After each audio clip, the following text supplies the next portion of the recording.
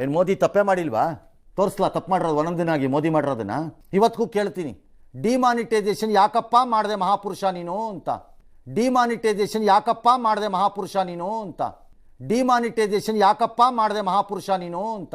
ನಮಸ್ಕಾರ, ಆದಾಬ್, ಜೈ ಭೀಮ್. ನಾನು ನಿಮ್ಮ ಭಾಗ್ಯನಾರಾಯಣ ಬೊಗ್ಗವರಪು. ನೀವು ನೋಡ್ತಾ ಇದ್ದೀರಿ ಸುದ್ದಿ ಸರ್ಕಲ್.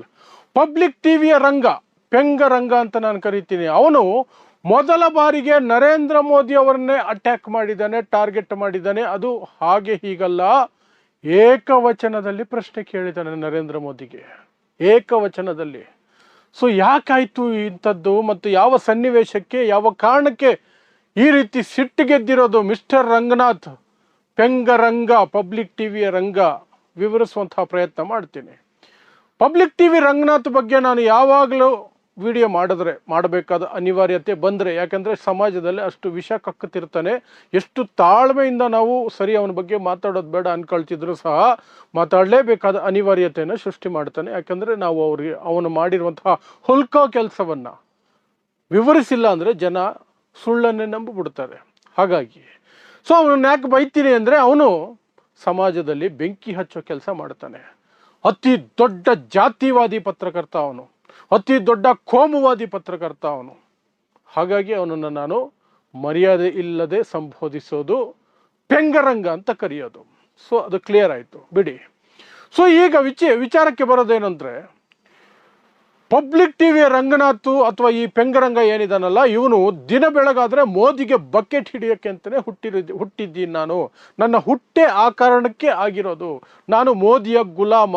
ಯಾಕೆ ಅಂತಂದರೆ ಮೋದಿ ಮುಸ್ಲಿಮರ ವಿರುದ್ಧ, ಹಾಗಾಗಿ ನಾನು ಮೋದಿಯ ಗುಲಾಮ ಅನ್ನೋ ರೀತಿಯಲ್ಲಿ ಇರ್ತಾನೆ.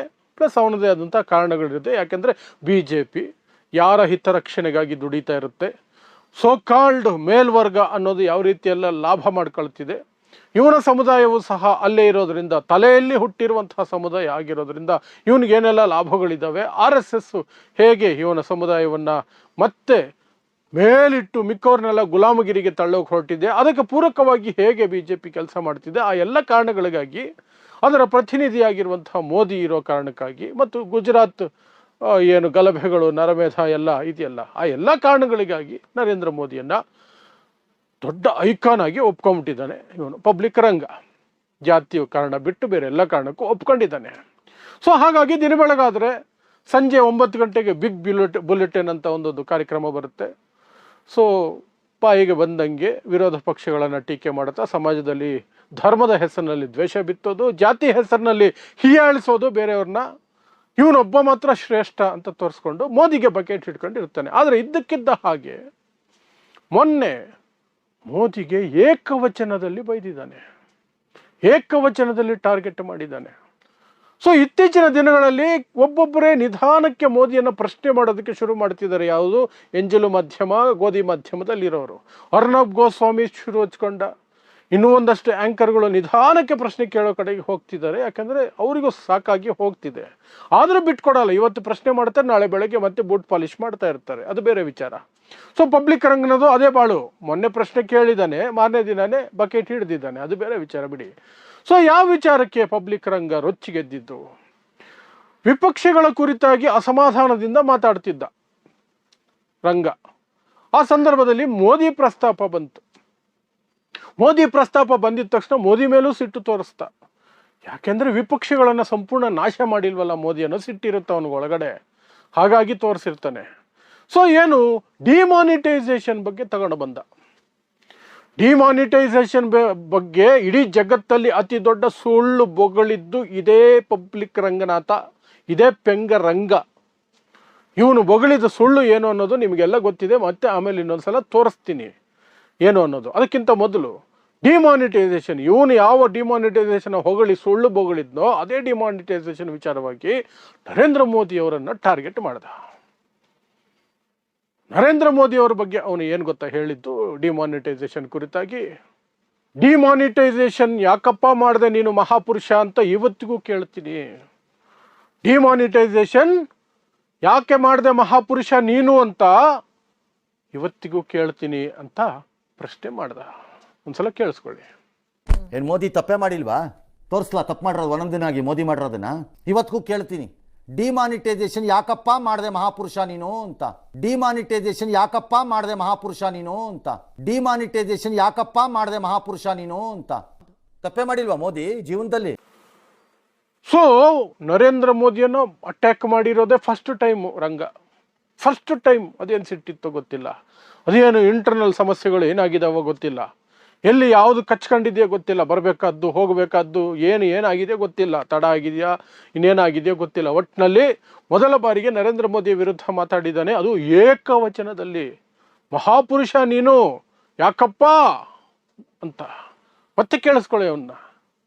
ಏನು ಮೋದಿ ತಪ್ಪೇ ಮಾಡಿಲ್ವಾ? ತೋರಿಸ್ಲಾ ತಪ್ಪು ಮಾಡಿರೋದು ಒಂದೊಂದಿನ ಆಗಿ ಮೋದಿ ಮಾಡಿರೋದನ್ನ? ಇವತ್ತಿಗೂ ಕೇಳ್ತೀನಿ, ಡಿಮಾನಿಟೈಸೇಷನ್ ಯಾಕಪ್ಪ ಮಾಡಿದೆ ಮಹಾಪುರುಷ ನೀನು ಅಂತ. ಸ್ಪಷ್ಟವಾಗಿ ಕೇಳಿಸ್ಕೊಂಡ್ರ ಈ ಮಟ್ಟಕ್ಕೆ ಪ್ರಶ್ನೆಯನ್ನ ಮೋದಿ ಸರ್ಕಾರವನ್ನ, ಅಥವಾ ಮೋದಿ ಸರ್ಕಾರ ಅಲ್ಲ, ನರೇಂದ್ರ ಮೋದಿ ಅವರನ್ನ ಪ್ರಶ್ನೆ ಮಾಡಿದ್ದಾನೆ. ಇದು 8ನೇ ಅದ್ಭುತಕ್ಕಿಂತ ದೊಡ್ಡ ಅದ್ಭುತ ಇದು. ಯಾಕಂದ್ರೆ ಪೆಂಗರಂಗ, ನಾನು ಆರಂಭದಲ್ಲಿ ಹೇಳ್ದಂಗೆ, ನರೇಂದ್ರ ಮೋದಿಗೆ ಬಕೆಟ್ ಹಿಡಿಯೋದಕ್ಕೆ ಹುಟ್ಟಿರೋದೇ ನಾನು ಅದಕ್ಕೇನೆ ಅನ್ನೋ ರೀತಿಯಲ್ಲಿ ಬದುಕ್ತಿರುವಂತಹ ಮನುಷ್ಯ. ಕಾರಣ ಇಷ್ಟೇ, ಜಾತಿವಾದಿ, ಕೋಮುವಾದಿ. ಆ 2 ಕಾರಣಗಳಿಗೇನೆ ಅವನು